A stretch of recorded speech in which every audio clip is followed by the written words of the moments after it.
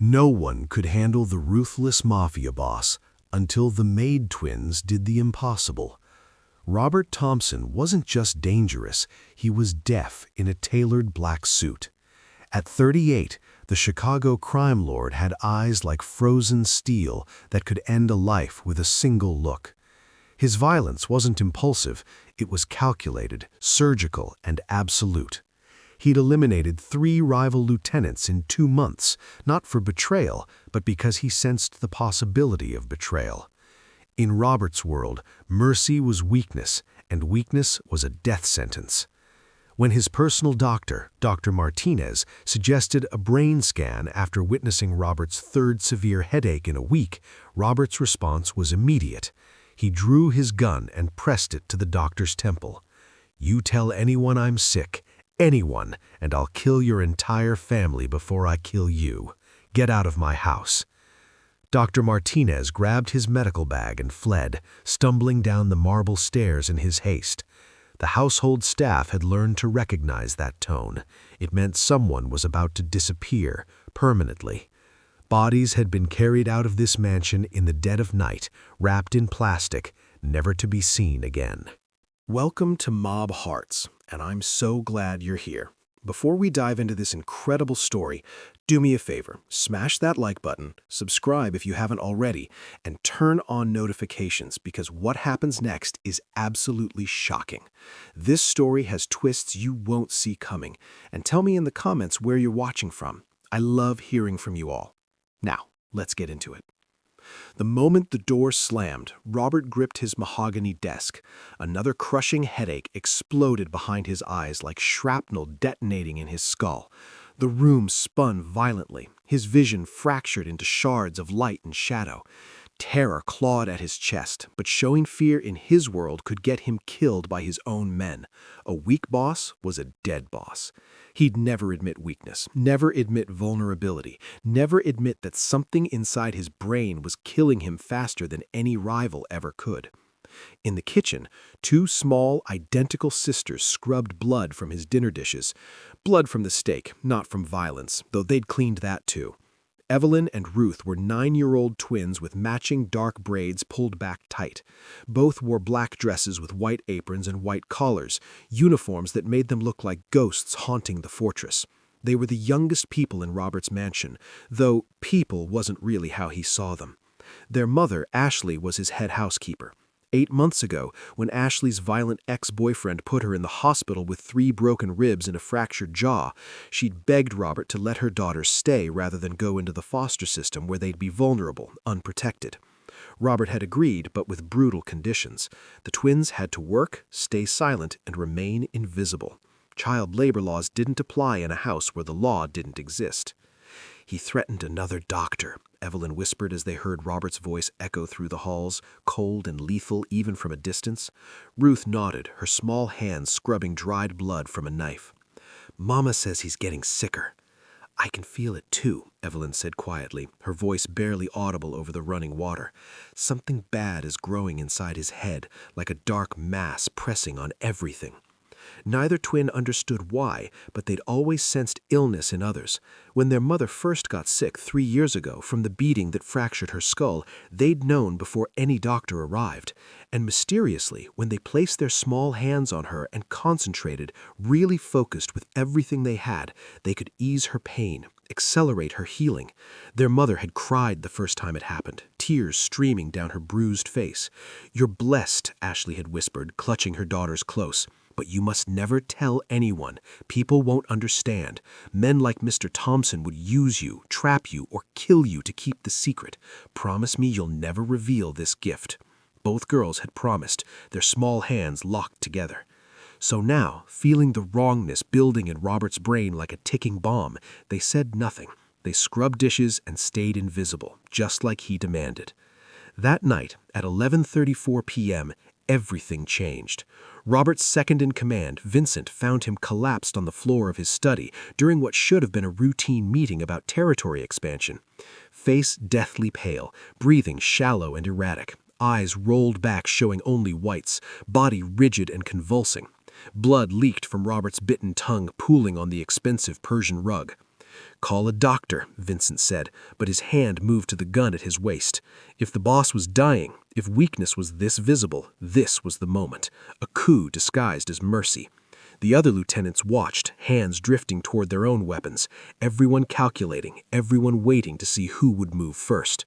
But before anyone could act, before the violence could cascade, two small figures appeared in the doorway. Evelyn and Ruth, still in their maid uniforms, drawn to the crisis by something they couldn't explain. Their mother's voice screamed from somewhere behind them, "Girls, no! Get back!" But the twins didn't listen. A man was dying, even this man, this killer, and they could help. What they were about to do would save a monster's life, and maybe, just maybe, give him a chance to become something else. Robert Thompson's reputation preceded him like the smell of gunpowder. Calculated killer, strategist, the man who controlled Chicago's underworld with surgical precision. His mansion wasn't a home, it was a fortress.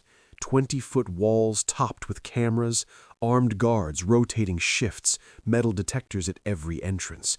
People didn't visit, they were summoned, and they left changed, compliant, or they didn't leave at all. Evelyn and Ruth were 9 years old, identical twins with dark braids pulled so tight their scalps ached. They wore black maid dresses with white aprons and collars, uniforms that erased their childhood.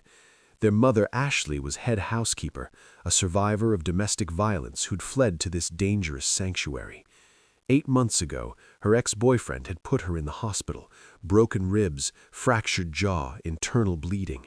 She'd begged Robert to let her daughters stay rather than enter foster care, where they'd be vulnerable, unprotected. Robert had agreed, but his mercy came with brutal conditions. The twins worked as maids, stayed silent, remained invisible. But the twins carried a secret that could get them killed. Since age 5, they'd sensed illness in others, a warmth in their hands, a knowing in their bones. When Ashley was injured, they'd placed small palms on her bruises and concentrated, easing her pain, accelerating healing that baffled doctors.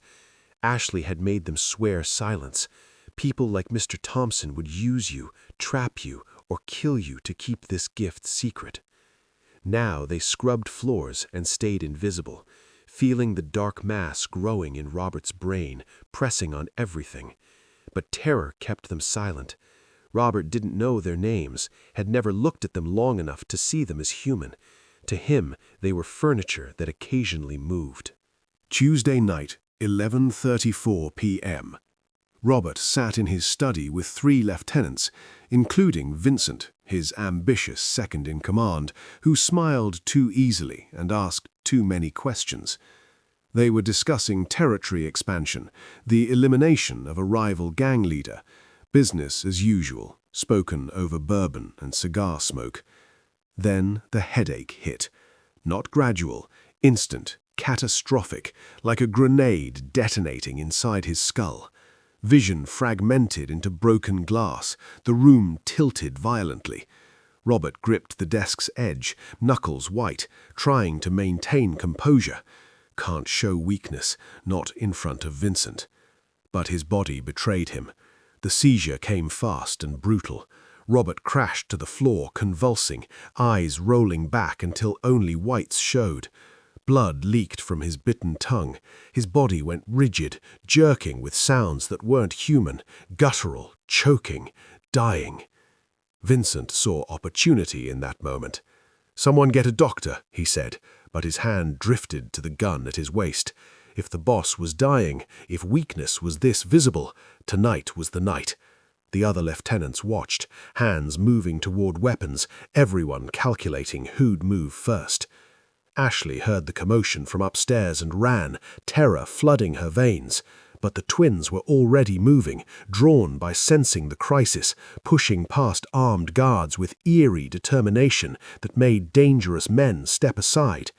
"Girls, no!" Ashley screamed, knowing what revealing their gift could mean in this house of violence.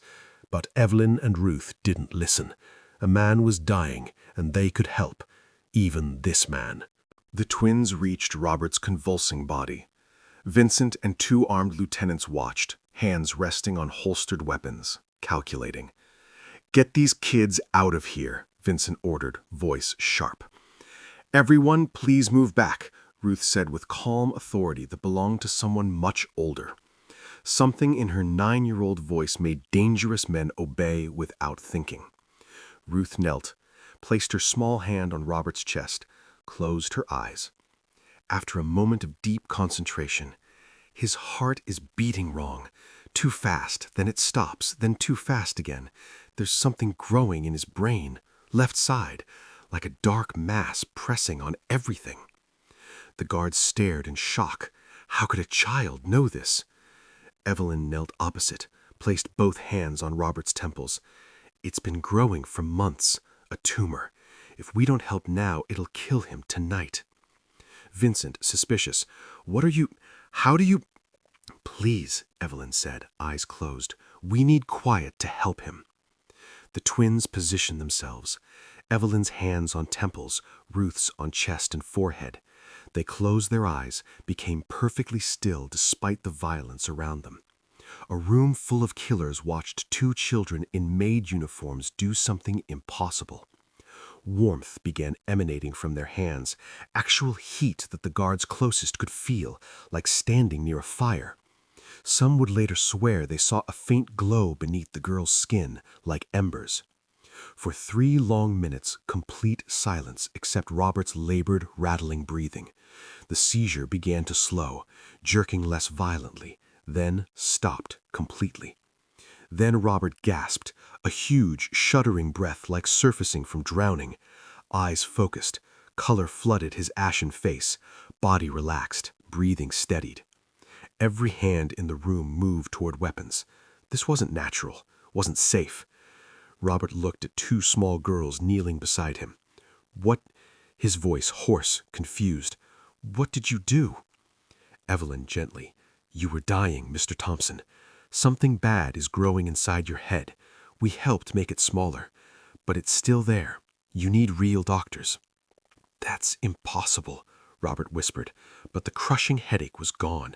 Months of agony vanished. His mind felt clearer than it had in half a year.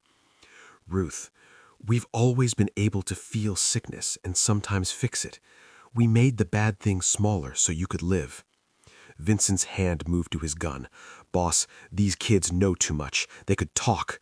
Robert, still weak but with absolute authority. "Anyone touches them answers to me personally. Understand?" Everyone nodded, but Robert knew. He'd just revealed weakness, and in his world, that could be fatal. Against every instinct screaming that showing weakness was suicide, Robert went to a private clinic at 3 a.m. Dr. Shapiro ran it, a surgeon who'd lost his medical license for treating the wrong people, now surviving by patching up Robert's men after things went badly. Gunshots, stab wounds, broken bones that couldn't be explained to legitimate hospitals. "I need a brain scan. Tonight. Total secrecy." Dr. Shapiro went pale. "Mr. Thompson, if there's something serious, just do the scan." 2 hours of testing, MRI, CT scan, neurological exams. When the results came back, Dr. Shapiro's hands shook as he pulled up the images on the screen. "This is a glioblastoma, aggressive brain tumor, grade 4. He pointed with a trembling finger. "You should be dead already. Based on the size and location, you should have had catastrophic seizures weeks ago. But there's something I can't explain." He zoomed in on the scans. The tumor has shrunk significantly, and there's evidence of new, healthy tissue formation. New brain tissue doesn't form like this, especially not in hours. What happened between the seizure and now? Robert said nothing, but he was thinking about small hands and impossible warmth, about 2 children who'd knelt beside him on his study floor. "How long do I have?" With this tumor, even shrunk, months, maybe a year, unless, Dr. Shapiro paused, looking at the impossible scans again, unless whatever caused this shrinkage happens again.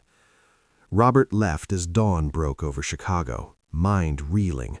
2 children with a gift that defied medicine, in his house, under his control. The possibilities were endless and terrifying. Robert returned home just before dawn and called Ashley and the twins to his study. Guards posted outside, armed, standard precaution in a house where people disappeared. Ashley was terrified, gripping her daughter's hands so tightly her knuckles went white. This was how people vanished in Robert's world. "Sit down," Robert said, voice quieter than they'd ever heard. The twins looked tiny in the leather chairs, feet dangling, not touching floor. "I need the truth. Everything about this gift." Ashley took a shaky breath. "My daughters have had this ability since they were 5. They can sense illness. Sometimes they can help heal. When I was hurt 8 months ago, they helped me recover faster than doctors expected. I made them promise never to tell anyone, especially not someone like—" She stopped.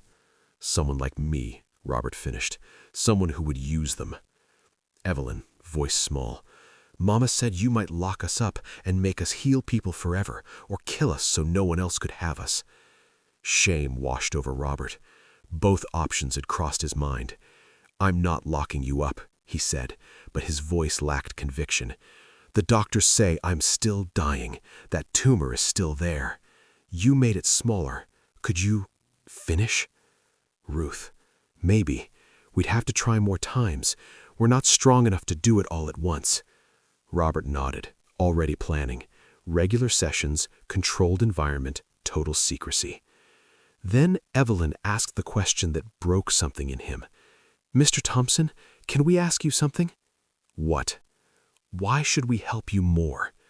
Robert stared, caught completely off guard. "You've been cruel to us, made us work like servants. Mama says you've killed people. We saved you because you were dying right in front of us. But if we help more, if we keep healing you, why should we?" Robert had no answer. For the first time in his adult life, he had no leverage, no threat that worked. These children held his life in their small hands, and they were asking him to deserve it. "I don't know," Robert finally said, and it was the most honest thing he'd said in years. "Ruth, simply, then maybe you should figure that out, because we'll only help people who are trying to be good, even if they were bad before." Robert, voice breaking, "And if I can't be good?" "Evelyn, then you'll die, but at least we gave you the choice." For the first time since childhood, Robert cried.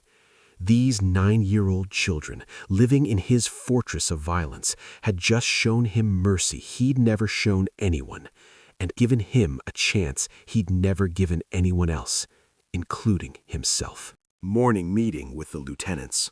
Everyone tense after last night's impossible events. Vincent especially watchful. The boss had shown weakness, and weakness was opportunity. Robert addressed the room with absolute authority. "The children and Ashley Davis are under my direct protection. Anyone touches them, threatens them, even looks at them wrong, answers to me personally. They're not servants anymore. Ashley is now estate manager. The girls are enrolling in private school. Vincent, you'll assign 2 of our best men as their security detail. Invisible, but constant." Vincent, calculating. "Boss, with respect, why? They're just—" Robert's gun was out instantly, pressed under Vincent's chin. "Just what? Finish that sentence." Vincent went pale. "Nothing, boss. I'll assign the detail." Robert holstered the weapon. "The girls saved my life. I'm repaying that debt. Anyone has a problem with that can voice it now." Silence. Over the next 3 months, dramatic changes swept through the fortress. Ashley got a 200% raise, her own apartment in the mansion, a security detail. The twins enrolled in an excellent private school under assumed names for safety. Robert secretly brought in ethical doctors, neurologists, and researchers who wouldn't ask dangerous questions. Studies were conducted with the twins' full permission, always short sessions. Discoveries were staggering. The twins could sense tumors, infections, organ failures with 95% accuracy. In cases caught early, they could slow or reverse progression. With Robert's tumor, 3 healing sessions over 6 weeks shrank it by 80%. Dr. Shapiro, amazed. "I've never seen anything like this. You should be publishing." "Robert, you publish one word and I'll kill everyone you've ever met." But he ensured research never overwhelmed the twins. They attended school, made friends, had sleepovers. Their gift didn't define them. They were kids first. Ashley watched her daughters laugh with friends, healthier than she'd been in years. She told Robert, "You gave us our lives back." "Robert, no. Your daughters are teaching me I have a life worth saving." Robert's empire had always been built on smuggling, protection rackets, controlled violence, the infrastructure of crime that kept Chicago's underworld running. But now he was seeing his network differently, repurposing the machinery of illegal power. Instead of just moving drugs, he started moving medical supplies to communities hospitals ignored. Instead of just bribing officials, he bribed them to look away from people who needed help. Undocumented families, fugitives too afraid to seek treatment. His lieutenant Marco noticed the shift. "Boss, why are we burning resources on this?" Robert's eyes went cold. "Because I said so. You got a problem?" Marco backed down immediately. No one questioned Robert. But internally, Robert was questioning himself for the first time in decades, thinking about the violence he'd built his empire on, the people he'd hurt, the lives he'd destroyed. He was still dangerous, still killed when necessary, but necessary was a word changing meaning in his vocabulary. The big idea came 6 months after the healing. An abandoned warehouse in South Chicago, gang territory Robert controlled. "I want to build something here," he told Ashley, standing in the gutted space. "A clinic, off the books, for people who can't go to real hospitals. Undocumented immigrants, people with warrants, victims of gang violence who can't talk to police. We'll staff it with good doctors who've lost licenses or are running from something. The twins could volunteer a few hours weekly if they want, help diagnose the hard cases." Ashley, suspicious after years of survival. "Why?" "Because your daughters taught me that power without mercy is just violence, and I've had enough violence." 10 months after Robert's collapse, the clinic opened quietly in the converted warehouse. No announcement, just whispered word of mouth in communities desperate for care. The space was clean, well-equipped, staffed by excellent doctors running from their pasts. Dr. Shapiro headed it, joined by 3 others, a nurse who'd witnessed something she shouldn't have and was protecting her family, a surgeon blacklisted for treating the wrong people, a pediatrician who'd fled a country where she was targeted for her work. All were protected by Robert's organization now. No one touched them. The clinic served 50 people weekly, gunshot victims who couldn't report to police, sick children whose undocumented parents feared hospitals, elderly people with no insurance. Everyone treated, no one turned away, all records destroyed after care. The twins volunteered 3 hours every Saturday. They'd hold patients' hands, close their eyes, whisper what they sensed to waiting doctors. Infection in appendix, needs surgery soon. Tumor in breast, left side, still small enough to remove. Heart valve failing, needs medication adjustment. Lives saved in silence, away from systems that would fail these people. Ashley worked as clinic administrator, using her organizational skills to coordinate care, supplies, security. People started calling the twins the Angel Sisters, but to their school friends, they were just Evelyn and Ruth who liked art class and played soccer at recess, normal girls with an extraordinary secret they carried with quiet grace. 1 year after the miracle, Robert stood in the clinic watching the twins work. Ruth helped a gunshot victim, a young man caught in gang crossfire, trembling from pain and fear. Evelyn diagnosed a sick child, making her laugh while sensing pneumonia that would have killed her without treatment. Ashley appeared beside Robert, healthy, secure, transformed from the terrified woman who'd begged him for shelter. "They're remarkable," Robert said quietly. Ashley smiled. "They are, but so are you now. They didn't just save your life, Robert. They showed you there's another way to have power. Robert thought about who he'd been. Killer, paranoid, eliminating threats before they materialized. Who he was now, still controlled territory, still dangerous when necessary, but violence was his last resort now, not his first. He protected vulnerable people instead of just exploiting them. His empire was different, still criminal, but with a conscience, still illegal, but with mercy. The twins had taught him the greatest power wasn't making people fear you, it was making them trust you to protect them. Robert knelt beside an elderly woman the twins were treating. She was terrified. She'd recognized him, knew his reputation, understood what he was capable of. "You're safe here," Robert said gently, his voice lacking all threat. "No one will hurt you, I promise." The woman's fear slowly faded as she looked into his eyes and saw truth. 1 year ago, Robert would have been the reason she was afraid. Now he was the reason she was safe. As the sun rose over Chicago, Robert, Ashley, and the twins left the clinic together. Not boss and servants, something like family. The Ruthless Mafia boss had died on that study floor during a seizure. The man the twins saved was someone who might deserve a second chance. Someone who'd learned that true power isn't fear, it's mercy. Thank you for watching. If this story of mercy and transformation moved you, please hit that like button right now. Let's get this video to 20,000 views. We can do it together. Subscribe if you haven't already, because I have more stories coming that are just as powerful, just as emotional, and just as unforgiving. Comment below what your favorite moment was from this entire story. Was it when the twins saved Robert during his seizure? When Evelyn asked, "Why should we help you more?" Or that final scene at the underground clinic where Robert promised the elderly woman she was safe? I want to know what touched your heart.